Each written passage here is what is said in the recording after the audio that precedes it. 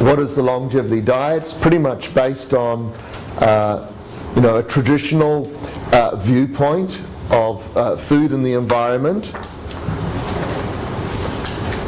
We observe how traditional people lived and how they lived close to the land, and we're wanting to replicate that as much as we possibly can in our modern life. I mean, that's essentially the story. I mean, and that's the art of doing this work. I mean, it's tricky sometimes, as you know. It's hard to get the local food, right? Unless you live in France. Right?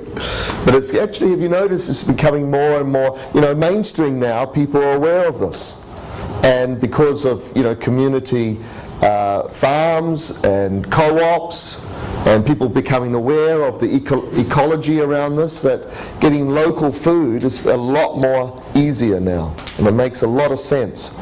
So it makes a lot of sense not just ecologically, but it makes a lot of sense for your ability to be able to adapt to where you are, because nature is already doing that. When you eat foods from your bioregion, nature is saying, these are the types of foods that are good for you to eat to adapt to this bioregion. So the more you are able to do that, the more you become part of that, that land and that bioregion that you live in. And essentially health is about adaptation, and health is about your ability to change.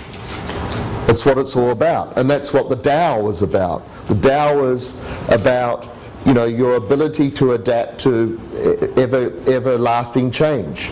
That's why we studied things like the 5 elements yesterday. We see, winter, spring, summer, late summer, autumn, and so we can adapt to the seasons by eating foods that come from that season and adapting our cooking styles.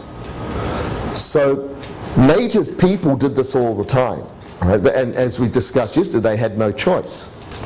See, now we have energies and vibrations, from all over the world at your supermarket, right?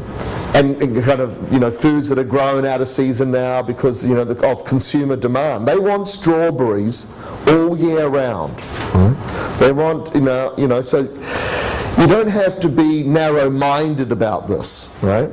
But I would suggest to you that in your bioregion, you start to learn what traditionally would grow there, what berries and fruits would grow there, and what types of vegetables traditionally were grown there, and start to orientate your diet around that.